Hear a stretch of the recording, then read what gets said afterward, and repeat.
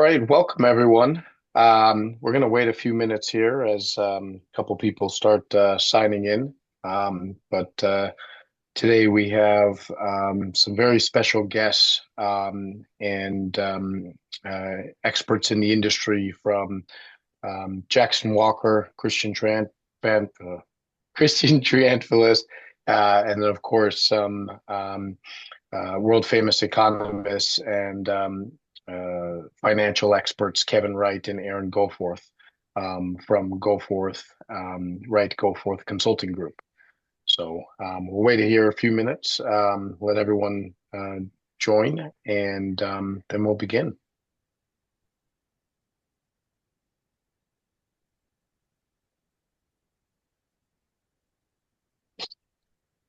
By way of housekeeping, there's going to be a Q&A box where you can ask any questions when we get to the end of the presentation. There's a series of questions that we've generated for the experts, which we'll go over first. And of course, if there's any additional questions that you have, we'll leave some time at the end of the webinar to go over and have the experts give their opinions on it.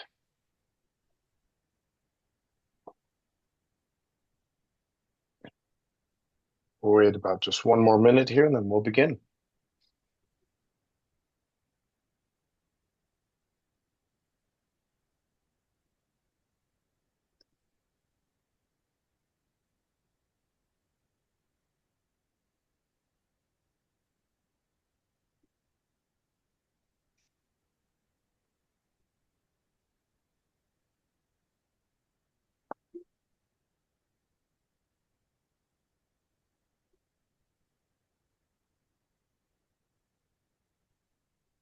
All right. Looks like quite a few of you are on right now.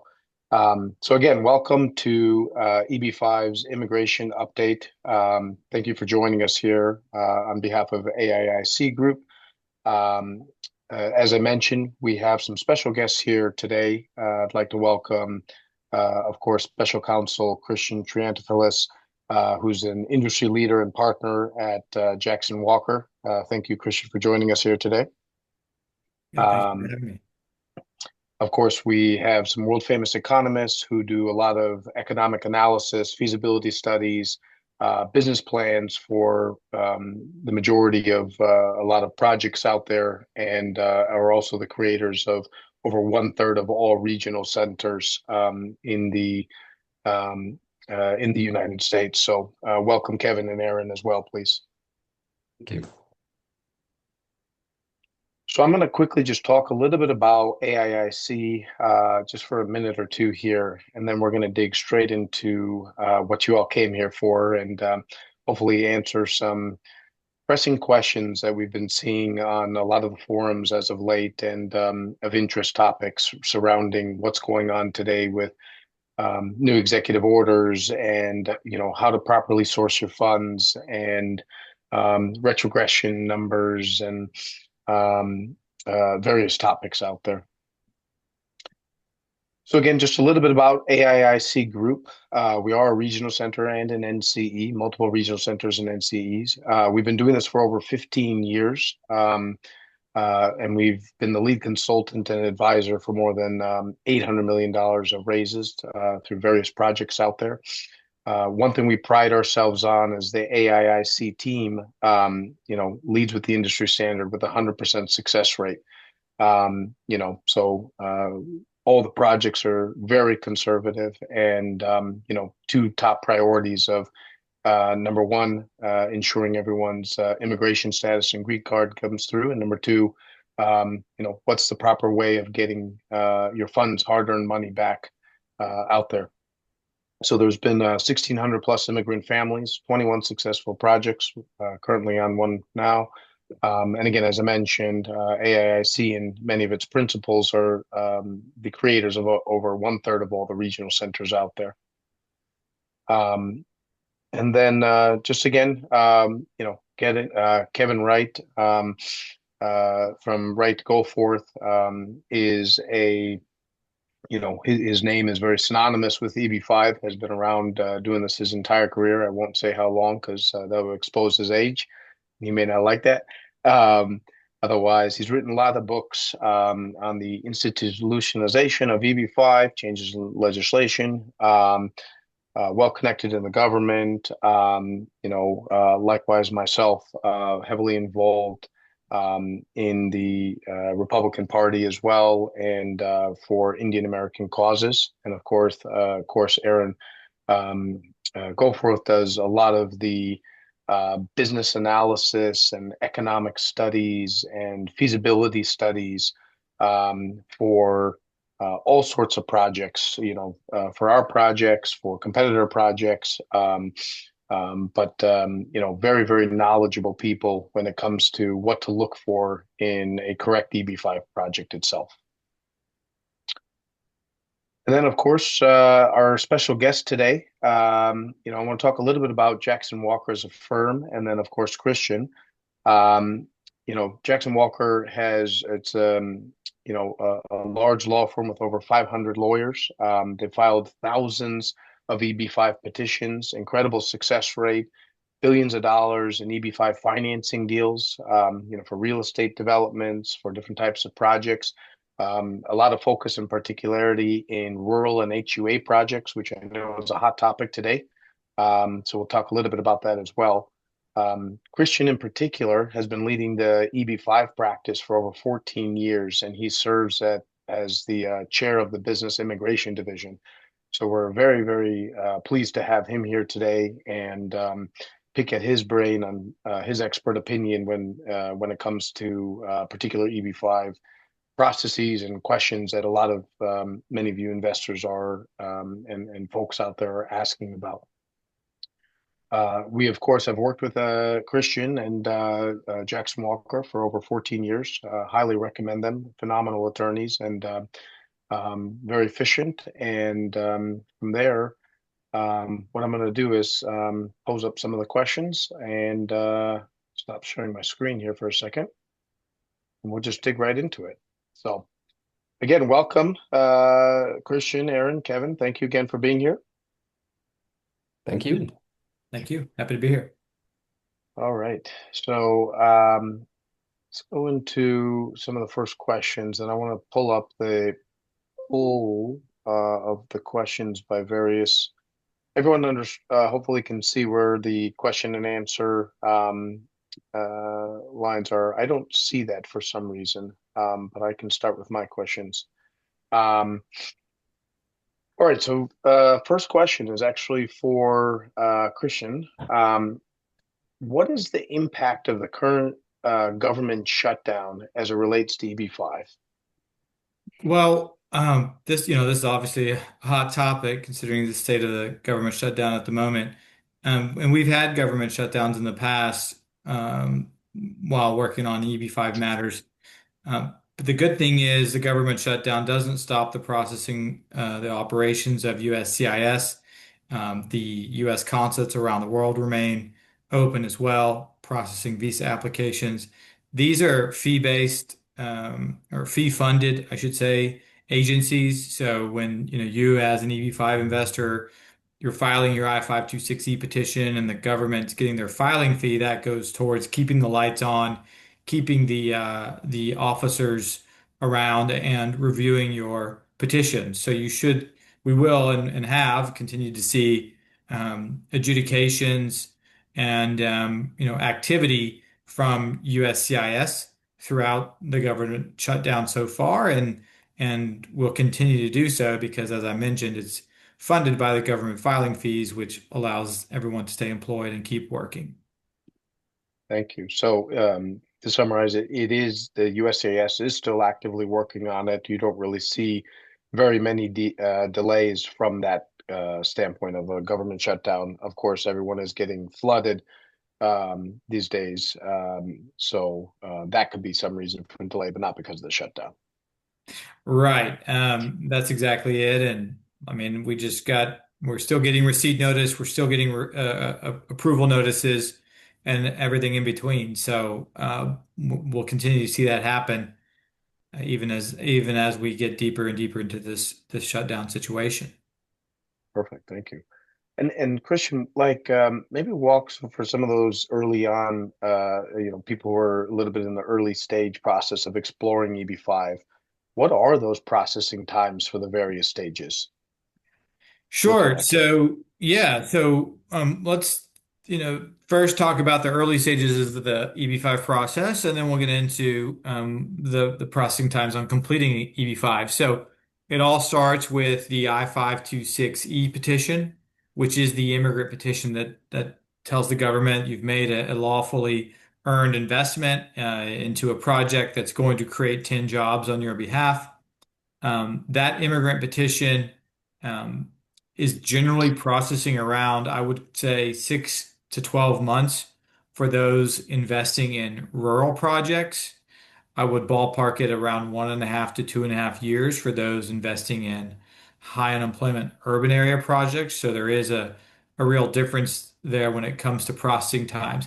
And the reason for that is because when Congress reinstated EB-5 and the EB-5 Reform and Integrity Act was enacted, uh, Congress wrote into that those I-526E petitions filed in connection with rural projects should get what's called priority processing. And so priority processing has come to fruition. We've seen it. I mean, we've seen some get approved in as quickly as 2 or 3 months. I'm not going to, say again and again that that's what everyone should expect. So I've generally ballpark it around 6 to 12 months, and then the 1.5 to 2.5 years on the HUA or urban area. Now, at the same time as filing the I-526E petition, we're also filing a set of applications in relation to an investor's adjustment of status application here in the United States. So with that, you're filing a 485 application and an I-765 and an I-131 for an employment authorization document and an advance parole travel document. Those two documents are still being processed. I would ballpark around 3 to 8 months from date of filing. So while you're waiting on your I-526E petition to be approved, you'll probably get your EAD and advance parole document in the meantime, in that 3 to 8 month time frame. We are seeing some delays a little bit longer on the advanced parole document, but the EADs continue to seem to roll in on the shorter side of that 3 to 8 month approximate time frame. So you've got your EAD, you've got your advanced parole, the ability to work and travel as needed. Your I-526E petition comes in, let's say, in 9 months because you invested in a rural project. And the next step is for your conditional green card to be issued. We have to have the 485 approved for that to happen. And under normal circumstances, that could occur in just another 3 to 6 months or so, and you'd have your conditional green card. Normal, I say, because that's if your priority date remains current and there's not an EB-5 visa backlog. So that will affect those born in China and India. But once the priority date does become current, you should expect to then see the adjustment of status application approved soon thereafter. So now you've got your 2 year conditional green card. You're approaching the deadline to file the I-829 to turn it into a non-conditional green card and complete the EB-5 process.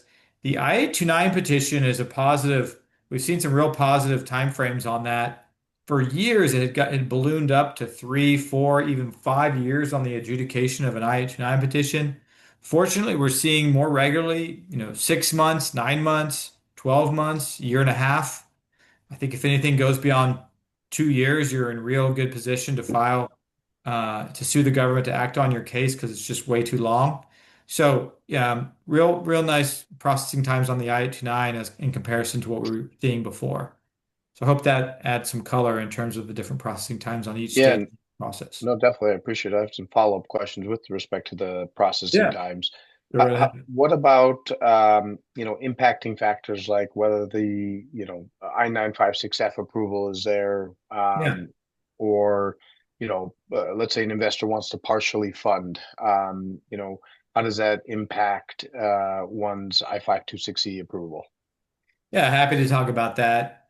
These are the things we think through with each one of our discussions with our clients as well. This is right on topic in today's discussion. So when you have an I-956F approved project already, you really start to see some fast processing times on the I-526E petition. I mean, I just had one come in yesterday, right under 3 months. It was filed 3 months ago and approved yesterday. That was filed in connection with an I-956F approved project. So if an I-956F has already been approved or has already been pending and is likely to be approved in the near future, and you're just now filing your I-526E petition, you're putting yourself in a position for, I would say, on the faster end of these processing times. If you're doing a partial investment and filing your I-526E petition, you really got to stick to a very solid time frame to complete the remaining investment.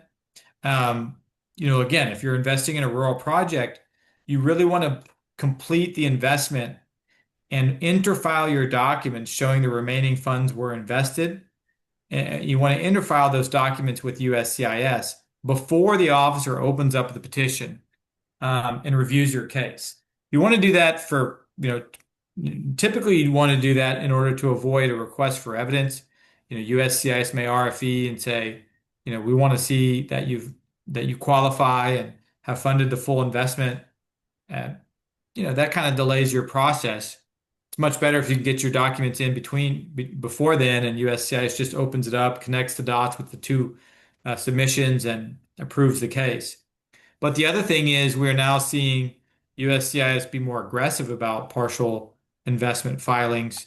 And if they don't see that the full investment has been made by the time they're opening up the petition, we're hearing about even notice of intent to deny because they really don't think the requirements have been met. They could rush an investor into completing the remaining investment, filing what should be an adequately prepared source of funds set of documentation just within 30 days or less. And so I'm saying all this to emphasize to stick to a timeline that is going to be kind of a predictable timeline in comparison to your I-526E adjudication.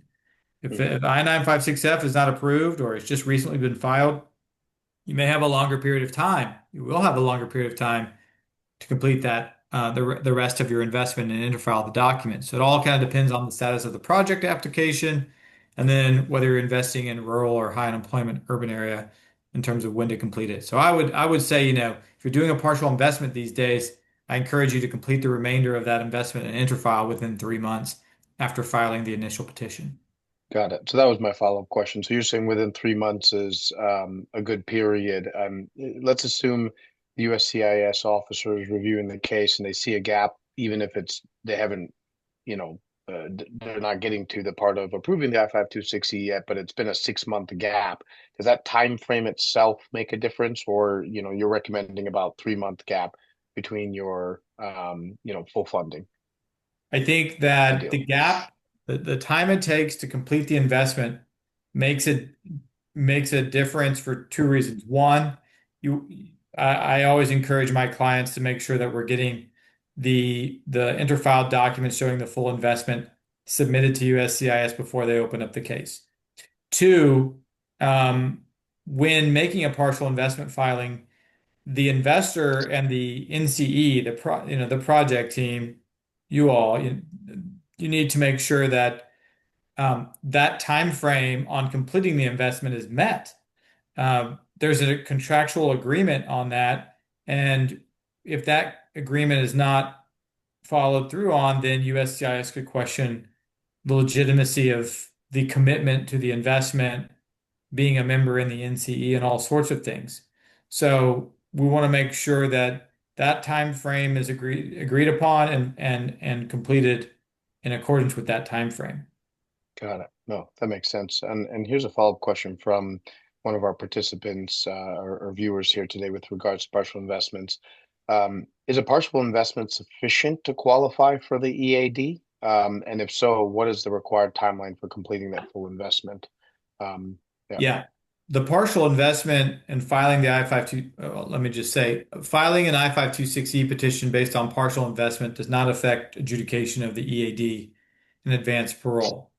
By filing the I-526E petition, that allows an individual to file an adjustment of status application With that application will be included the applications for the EAD and the advanced parole travel document. Whether you filed that I-526C with a partial or full investment doesn't affect the timeline on the EAD and AP.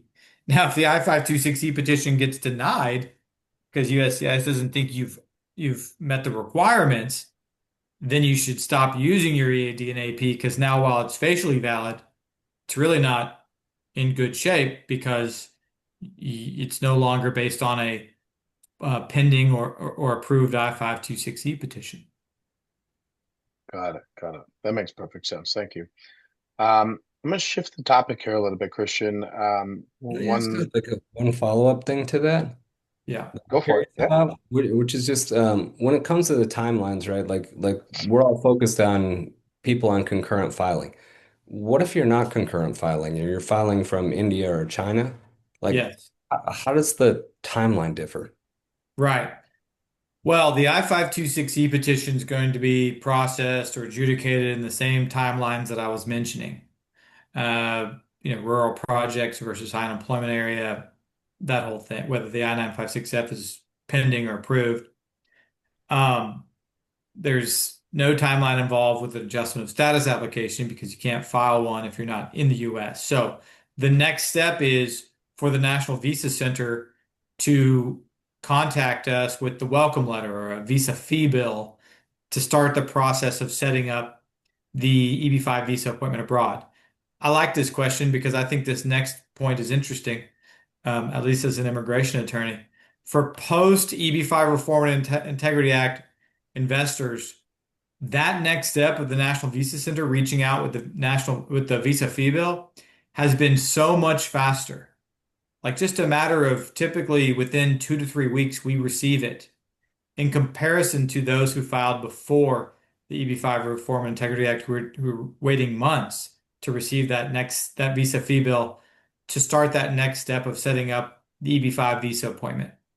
And when you do receive that visa fee bill, you get to remind USCIS that you filed under a reserved visa category like rural or high unemployment, which then leads you to that next step of getting documentarily qualified and getting your EB-5 visa appointment scheduled. Now that last step is the part that takes a longer amount of time, getting that visa appointment scheduled.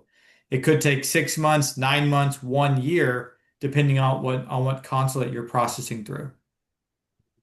So in the end, I mean, if you're doing concurrent, I mean, you're going really quickly, like months. But if you're outside of the country, then you've got to wait. I mean, do you have to wait for the 526 approval before you can then wait for 3 months to a year to get your consular interview? Yes. Yes, the consular interview process will not be initiated until the I-526E petition is approved. And then USCIS will contact the National Visa Center and say, hey, reach out to these people to let them know that they need to select what kind of visa category they want to process under. And that's when we select the reserved visa category. We'll get the visa fee bill taken care of, the visa applications completed and submitted with the National Visa Center, civil documents submitted to the National Visa Center, and then they'll coordinate the EB-5 visa appointments with that whatever consulate you're processing through. Mumbai's been pretty good now. There's still some people waiting for months and months, but at least we're seeing EB-5 visas issued through that post. Unfortunately, Abu Dhabi's been severely delayed. Ciudad Juarez in Mexico for Mexican EB-5 investors has been very delayed. But there are some other ones that just sail through that, London has not been so bad. It's been pretty efficient. So it just kind of depends on the location. I got you. So dramatically better than pre-RIA, but still at the same time, you're looking at what is that? If you file outside the US, you're probably 9 months behind the concurrent filing thing. Yeah. So when I talk to somebody who's going to consular process based on filing in connection with a rural project, for instance, I still ballpark around 2 years. Because even if you get the I-526E approved within 6 to 9 or 6 to 12 months, it's a little less predictable how long that consular processing is going to take. Fair enough. Yeah. Yep, Vikram, you're on mute. Sorry, thank you.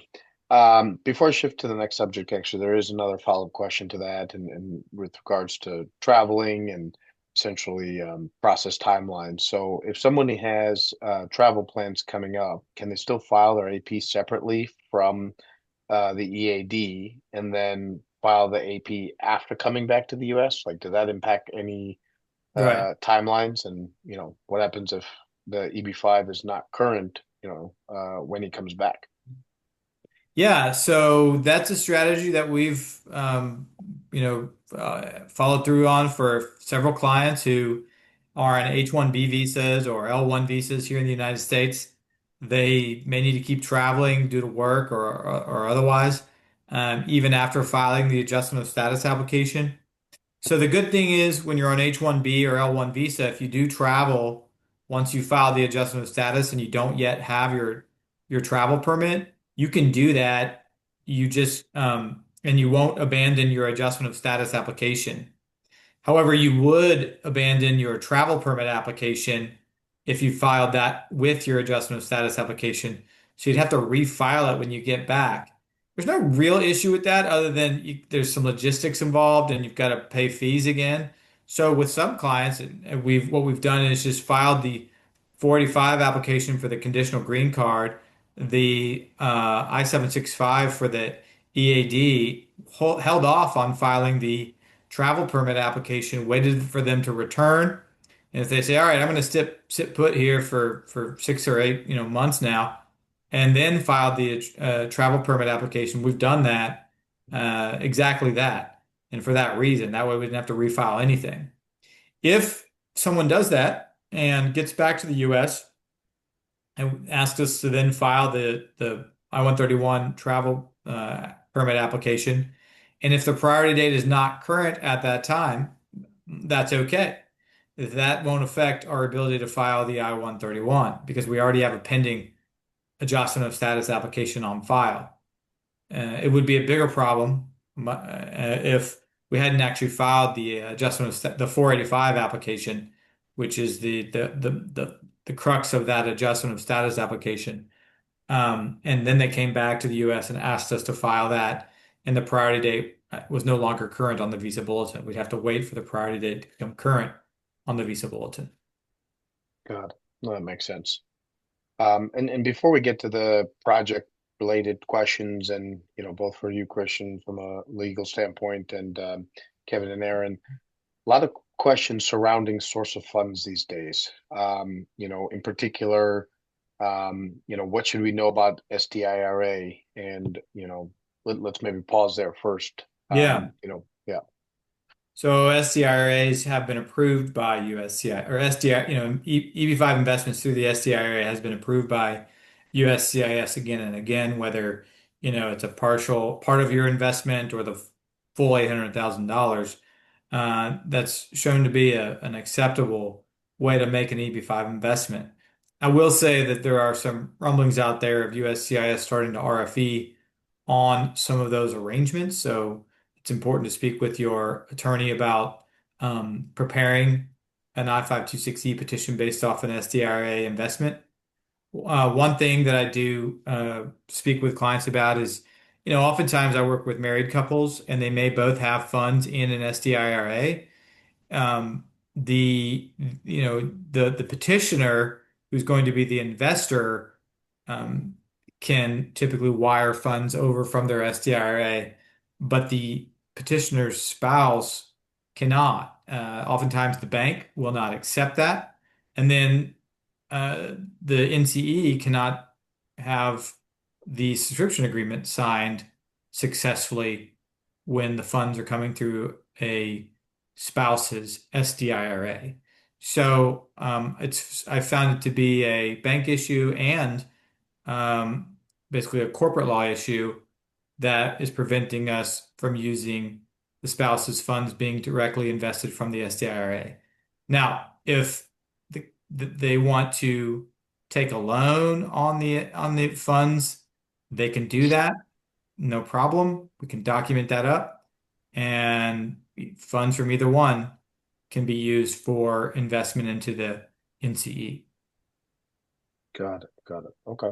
And personal loans, are personal loans okay? Do they need to be collateralized? Yeah, Um, yeah, I've been working on personal loan cases for years. That's an acceptable source of funds. They no longer need to be secured loans. We do need to do a thorough documentation of the lender's source of funds. Let's say it's a family member or a friend, or even a shareholder loan that you've received as an EB-5 investor from a company you might be a shareholder of. As long as we document the source of the lender very clearly, solid loan agreement, it's a bona fide loan, we can use that as a source of the EB-5 investment. And USCIS has approved those types of cases for many years. got it. Got it. Okay. Still some other questions before we get to the project stuff. Uh, so here's one. I'm an H-1B holder. I'm preparing for filing, but not sure if I'll be able to wrap up before beginning my travel. Can I concurrently file my 526E, 485, 765, all while I'm out of the US? No, you cannot. You have to file, in order to file an adjustment of status application, you have to be physically in the US. Mm. Got it. Um, very good. All right, let's shift a little bit here to um, some project questions and analysis on what Aaron and Kevin, what you guys look for uh, in projects from an economic standpoint, and then we'll have some for Christian back again. First off, Kevin, as a creator of so many regional centers out there, what is the role of a regional center now? Pre-RIA versus post-RIA. How important is the role of that regional center? Yeah, I actually get this question a lot lately, right? So pre-RIA, a regional center was more or less a license, right? And so a particular project would just, like an NCE would rent a regional center from anyone, and it really didn't have a whole lot of recourse to it. So you would rent a regional center, rent a license, and then the NCE would be the person in charge of the investor's return of funds and monitoring the project and so forth. And that's how it was done. So, when this all started, everybody started and they focused on a particular region. But as time went on, the best kind of operators in EB-5, they tended to go nationwide, and like they may have one project in Miami, the next project Seattle, the next one in New York. And so you tended to rent regional centers because you were focused on your region, but at the same time, you did projects in other areas. And so that was very common. Post RIA, there's a lot more liability to this and so forth. And now it is, in my opinion, more important that the NCE and the regional center be more aligned. That may mean that they're owned by the same people. It may mean in some cases you're still renting a regional center, but at the same time, nowadays, there's more liability associated with if you have a regional center that is renting out 10 or 15 projects and they're all unassociated with each other. If one of them out of the 15 has a problem, that forces the regional center to have a more major problem. There's mechanisms now to fix all of this and so forth, but it does cause stress on people and it does cause you to force you to go in other directions. So, to me, nowadays, having the same NCE manager be the owner of the regional center, uh, and having a clean and clear cut to that is a better way to go, for sure. And I don't mean Got that to say like, to go the other direction with that. I don't mean that to say that, hey, you have to have a group who manages 40 regional centers that covers the entire United States that only does your own projects. That's the other end of the spectrum. However, trying to stay on the conservative end of that is probably better than not. Very good. Thank you. Aaron, this question's for you. As an individual who does a lot of business plans and for projects out there and feasibility studies, economic analysis reports, what is it that you look for in a good EB-5 project? Yeah, I think most EB-5 investors have two objectives. One is to get their green cards, and then secondly, to get their capital returned. So to me, it's pretty basic. Does the project create enough jobs? And how likelihood is the refinance for the investor to get their capital back? And to break that down a little bit, as it relates to job creation, it's typically tied to construction activities and operations. So how well supported are those inputs to the economic model? So if you're looking at construction expenditures, do they have a detailed contract with the GC? Are there contracts in place with the architect? How reliable are those construction estimates? And how likely are they come to fruition? The second piece of that is on operations. So if you're relying on operational jobs, are they supported? So are they numbers in a well-mature industry supported from a company like HBS, JLL, CBRE, others that can look across the marketplace and look at comparable business models and see how they're performing? And what are the demand drivers for that service in that particular market? So on that piece, it's kind of around job creation through construction and operations. How well supported are the construction activities? How reasonable are the operational pro formas? What does that comp set look like? So that should be a pretty quantitative assessment to see the jobs will be created. Other things to look for in a good EB-5 project is a strong sponsor.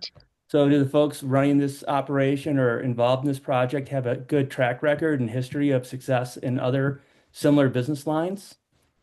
Um, Finally, the project itself needs to be able to move forward. So is the project permitted, entitled? Is it, quote unquote, shovel ready? Projects will be in various stages along this, and there's different strategies you can take to make sure that they're going to have a successful outcome. But those are some of the key considerations to look for. As it relates to the exit strategy, just is it reasonable? So, how's stabilization look like? How's that compared to industry standards? Again, on the exit strategy, what's the cost of capital now for the developer? What's the cost of capital now for EB-5 to the developer? And what does that horizon look like in the next 3 to 5 to 7 years, whatever the proposed exit strategy is? So really, it's just around, are you going to create the jobs? Does the business model make sense? Are you working with good people? And what's the likelihood for a reasonable timeline for your return of capital? Perfect. Thank you, Aaron. So that's from a economic expert or viewpoint, I should say. Christian, from your standpoint, on a legal front, when you look at these third-party projections, such as some of the ones that Aaron had mentioned, like JLL or HVS, how realistic are they, or do they generally get approved by the USCIS, on these approvals? Like, what's your take on these third-party projection reports? Sure. So all of that information is filed in the I-956F application when the project submits it to USCIS. And the main purpose of that is to show that the things like the project budget, timeline, the costs for construction, things like that are all backed up and verifiable. The developer's not just coming up with these numbers out of thin air. That way, USCIS knows that the numbers that go into the economic impact study for spitting out the job creation number are also verifiable or credible. And so, USCIS, they're in their EB-5 unit, they have an economist or two there reviewing these applications. They'll look at what's being used as the numbers that go into the job creation methodologies. They don't just always accept what they receive. They may come back and ask for more third-party data. They may ask about the source of that data. But when it's from a very kind of more well-known source, a source that the economist is comfortable with, something that's been tried again and again, construction budgets that they might have that are well documented over time. Oftentimes, the officer and the adjudicating economists will agree and say, yes, if the full project budget here is met with EB-5 dollars going into this project, we agree that the job creations overall could be 500 jobs, for example. In Got it. general, when investors reach the I-829 stage, I will say that the job creation number typically tends to exceed it a little bit. A lot of times, project budgets may, in reality, be a little bit higher than what the estimated budget is, especially on the construction side, on the hard co construction costs. Those are things that I've seen because in the I-829 stage, oftentimes will include an updated economic impact study. We're saying now, look, you saw in the the I-956F when the I-526Es were being filed, kind of what the estimates were. Now here's actually the project that's been built, and here's what the expenditures equate to in job creation as a result.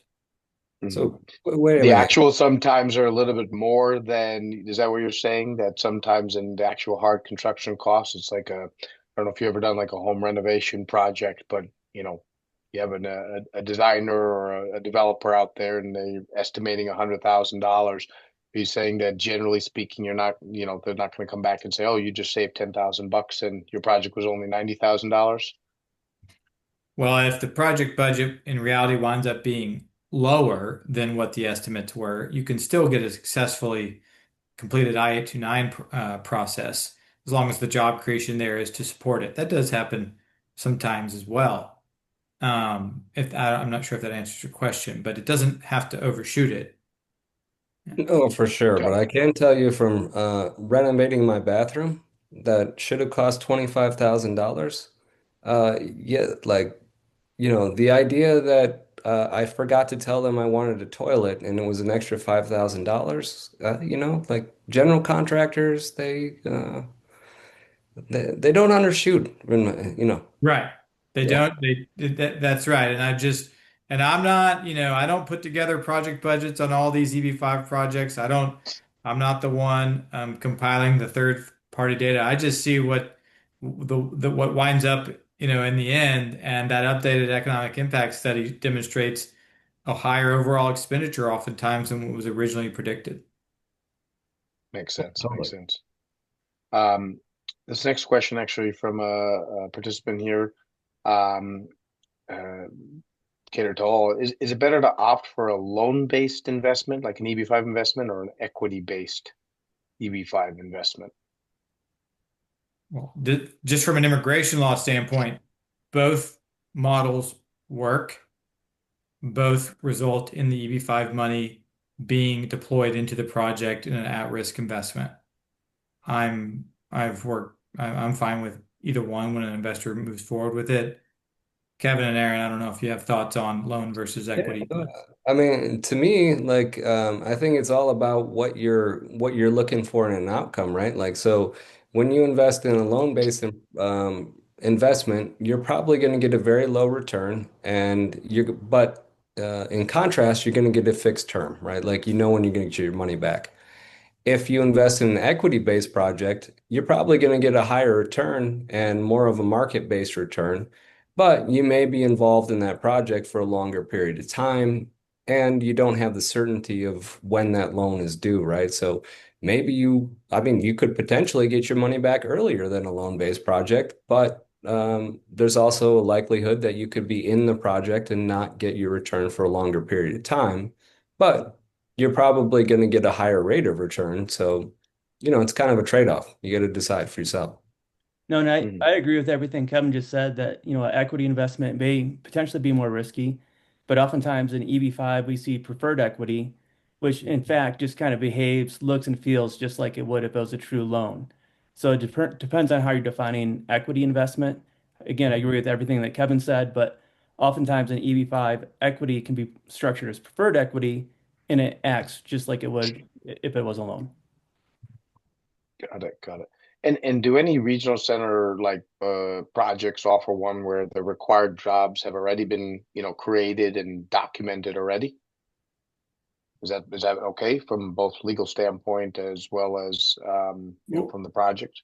sure, I can start off from a immigration law perspective. So, um, you always want to make sure as an EB-5 investor that your funds can be spent on the project or something that's going to get you credit for job creation if the project's been completed, meaning there aren't any more expenditures. So that leaves you with your funds being used to replace bridge funding that was used to develop the project. And that needs to be well documented as short-term funding that anticipated being replaced by long-term funding. EB-5 can be that long-term funding that replaces the short-term bridge. USCIS isn't going to accept anything that you throw at them in terms of what you call bridge funding. That you want to make sure that the term on that bridge is short. I would encourage less than 2 years, well documented in terms of not the intentions of not being in there permanently, and then you want to get the EB-5 funds in to replace the bridge sooner rather than later to get connection to get that to make that nexus to the job creation that occurred. Christian, Well, can you speak a little bit too about the separating sustainment period and bridge financing? So you could, in theory, invest in a project where a portion of the jobs are already being created. Just to help distinguish the difference between the sustainment period and the job creation Yes. period. Yes. I just want to say also though that if financing has gone into a deal and it starts creating jobs and EB-5 kind of closes a loop on the construction of the project, get it up and running, you can still get credit for all the jobs that occurred. Um, and then anyway, that's been demonstrated again and again in EB-5. In terms of sustainment periods and bridge funding, I mean, these are two different things. I think that's kind of one thing that we need to make sure everyone's aware of. So even if your funds do come in, they're being used to replace bridge funding and the project's been completed and stabilizes and funds are being able to be paid back to the NCE, it doesn't mean that you're now eligible to receive your $800,000 back. You still have to meet the sustainment period requirement, which currently is to show that your funds have been invested at the JCE level for at least 2 years. And so, if the funds are paid back to the NCE before that, if you're going to get your funds back, you have to show that your funds were invested for at least 2 years and the job creation, you have sufficient job creation from that investment. If you can't show those things, then your funds need to be redeployed into a second investment to help meet your investment sustainment period. And, hopefully you don't have to show any more job creation. So is that what you're looking for in terms of that clarification, Aaron? Yeah, no, exactly. You answered it. That you could already created your jobs through the bridge financing, or it'll be on the tail end of it, and then you still have your sustainment period, but two separate things. Thank you. Yep. Perfect. This next question is from an attendee here, for Christian here. How are job petitions assigned in like a EB-5 project? So, for example, if you're investor number 21 of 100 spots, do you still need to create, 1,000 jobs, or is it just 21, so 210 jobs? Sure. Your main concern is to make sure that you have the jobs, just enough jobs created by the project for you. So yeah, I mean 210, or if you're the second investor, you need more than 10 jobs created, you get those next set and you're good. So jobs are typically allocated. Baseline rule is to allocate jobs to each one of the investors based on the date that you file the I-829 petition. So the first investor to file the I-829 gets allocated the first 10 jobs, and so on. However, USCIS also acknowledges that many times the offering documents that are um, the, consist of the private placement memorandum, the operating agreement, et cetera, will dictate that job allocation differently.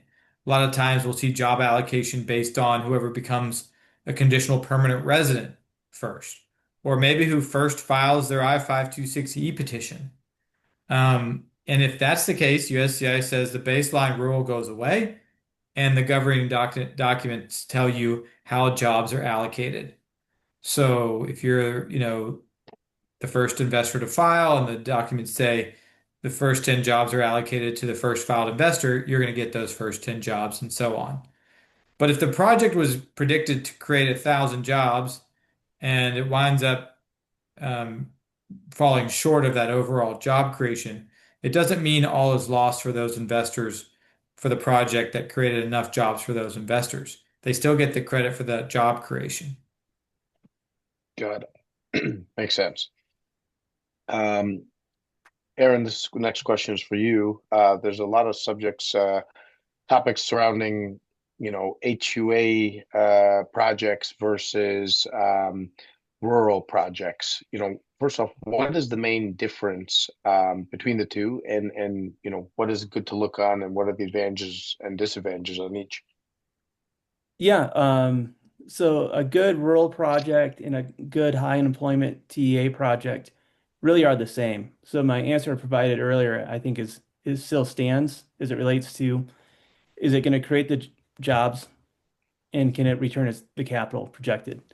A good higher urban project, has good demand drivers, good sponsors, a good business model, a good history to compare itself to in the industry.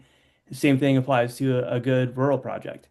It has good demand drivers. The business model makes sense. I will say that not all rural projects are created equal.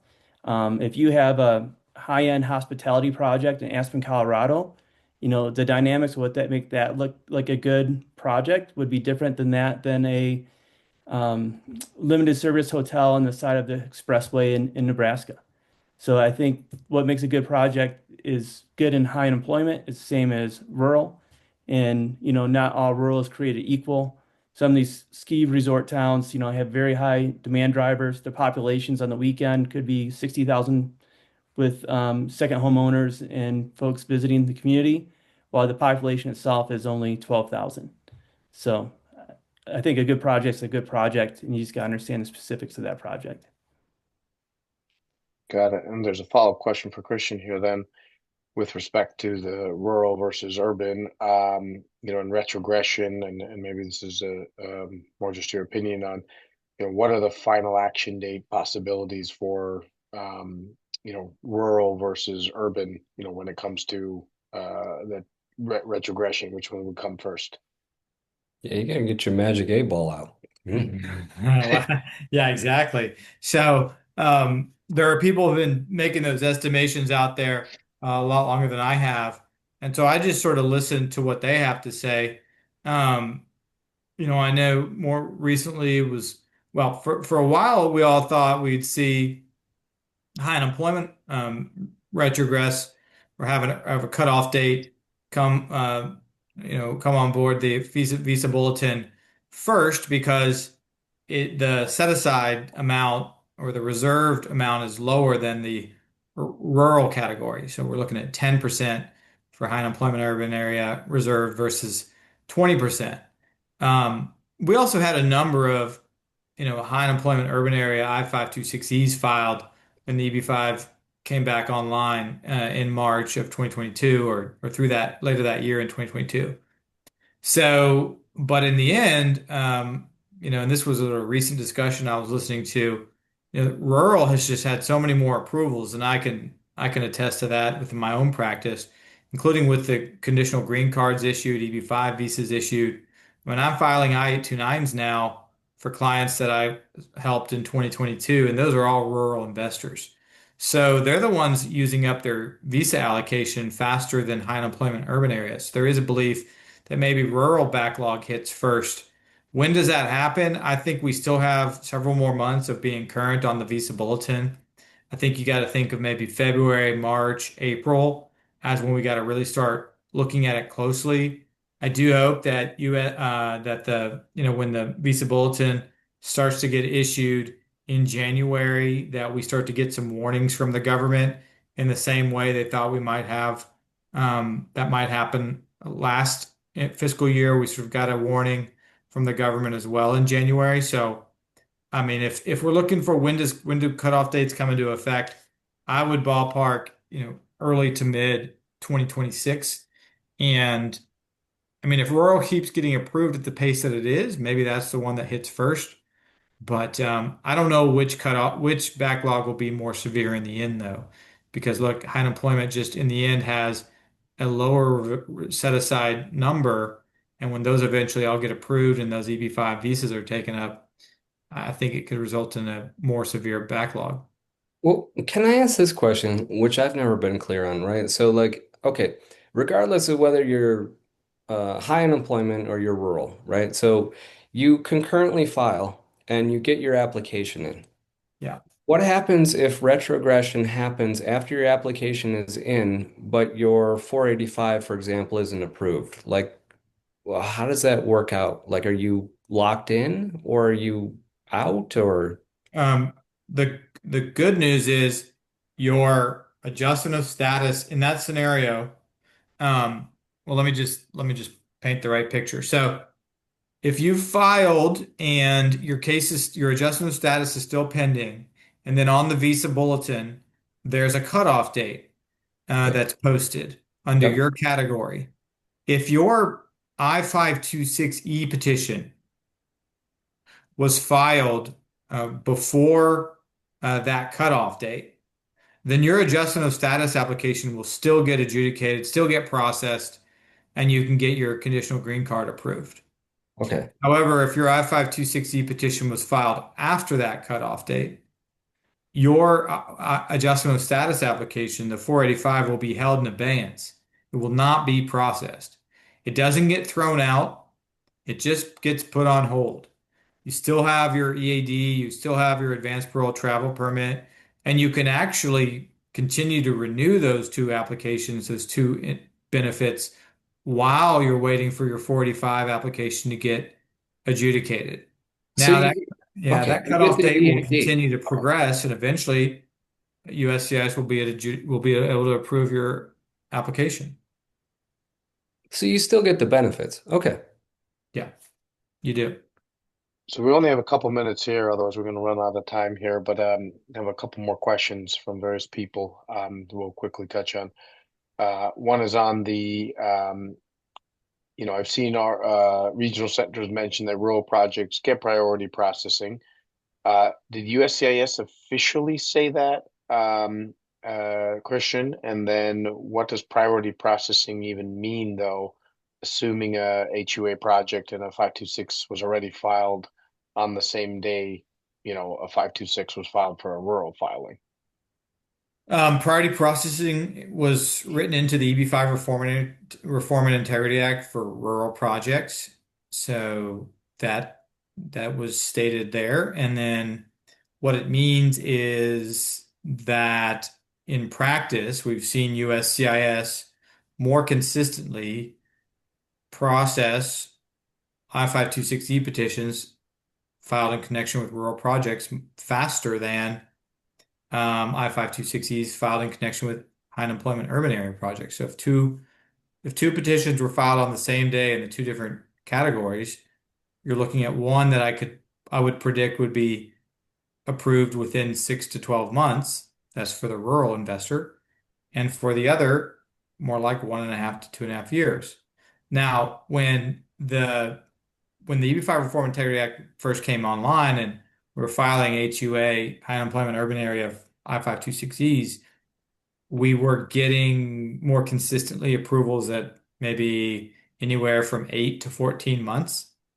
But USCIS seems to be putting their focus on these rural petitions more closely to get those adjudicated now that there are so many of them as compared to the HUA investors. Hmm. Makes sense. I think we have time for one more question. Uh, you know, Kevin, this one's for you, it looks like. What's important to look for in a project, when projects are going out there and they're saying, repayment is either 3 years or 5 years or 7 years or whatnot. We're talking about, $800,000 hard-earned money. What do you look back? What do you look for? What's good indicators for investors to look out there in order to exit strategies and repay back their money?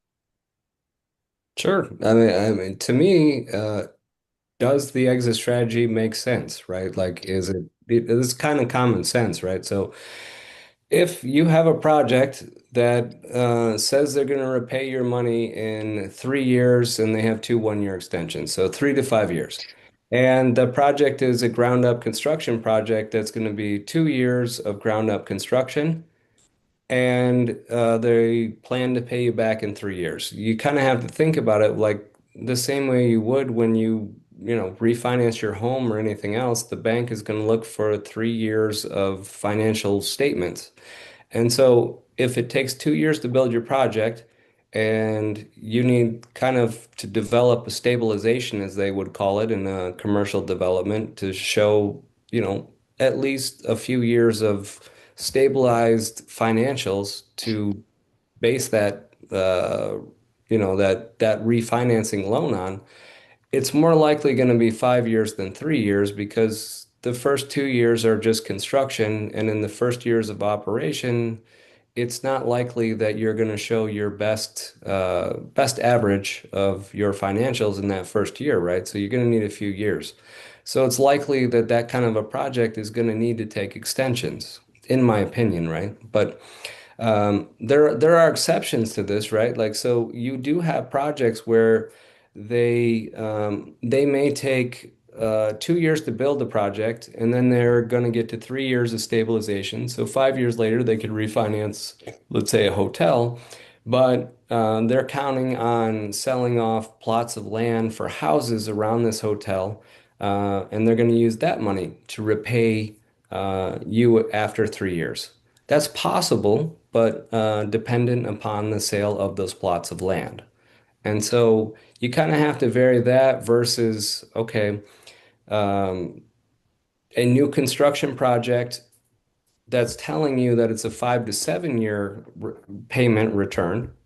That to me is more likely on new ground up construction because you got 2 and 2.5 years of construction. Then you got 3 years to get to stabilization. So you're at kind of like 5.5 years. Yeah, that's realistically possible to repay in 5 years. But like you add the two 1 year extensions because like you have to be cautious and not sure. And then you have to bring into effect, like across all projects, whether it's 3 years, 5 years, or 7 years, we're all basing this across every single project. EB-5 is used to reduce interest rates, right? And so to reduce the cost of capital. So if you got to look at the overall macro market and say, okay, interest rates are really high right now. Do you believe that interest rates are coming down, or do you believe they're going to remain stagnant or potentially go up? If interest rates remain stagnant or go up, it's going to be really hard to refinance any EB-5 project across 3, 5, or 7 years. And so you got to look at it and say, like, hey, in 3 years, do I believe interest rates are going to come down? And by how much? In 5 years, do I believe they'll come down and by about how much? Or 7 years, whatever it may be in that timeline. And, from a macro standpoint, interest rates pre-COVID on commercial development and in long-term financing were like 4 to 5%. Today, they're, 8 plus. And so, the we've had 2 quarter point reductions in the last 2 months, but do you think that's going to continue? Because every single point that it goes down saves a development on, a $50 million loan. 1 percentage point makes a massive difference in terms of net NOI on a project, right? So, do you think they're going to go down 1%? Do you think they're going to stay? Um, that's the first thing you got to look at is the macro of it. And then after that, it's just got to make sense to you. Like, hey, if somebody says they're going to repay you in 3 years and they're just in the, like the A&E stage, or they're just in the development stage of a project, do you really think they can build that and then get refinancing in 3 years? Maybe. But they're likely to take extensions. Or did they just tell you up front, like, hey, this is a 7-year repayment period because, hey, this is ground up and it's a great project? Yeah. So you kind of have to look at the story and the timeline and say, hey, does this make sense to me? A lot of information to digest, of course, but well, I'll end on this by thanking our expert panelists for joining us here today. I know that there's several other questions on source of funds and projects and whatnot. What I recommend is, as you know, a lot of project operators, regional centers, attorneys, very, very heavily backed up. But if there's particular questions on source of funds and you're looking for an attorney, please contact Christian, of course, at Jackson Walker. I would say his email address, but it's C and then his last name at jw.com. It's probably best to just Google that because it'll be hard to memorize it. I don't have it up on the screen here, but Triantaphyllis at jw.com. Did I get that right, Christian? You got it. Perfect. If any questions on projects or economic analysis or anything looking for a project itself, feel free to reach out to AIIC. We utilize Kevin and Aaron as well for our projects. You can contact me directly at Vikram.